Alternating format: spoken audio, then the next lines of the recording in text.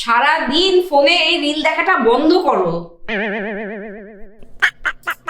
মা, আপনি সারাদিন আমার পিছনে টিকটিক না করে একটু কাজও তো করলে পারেন।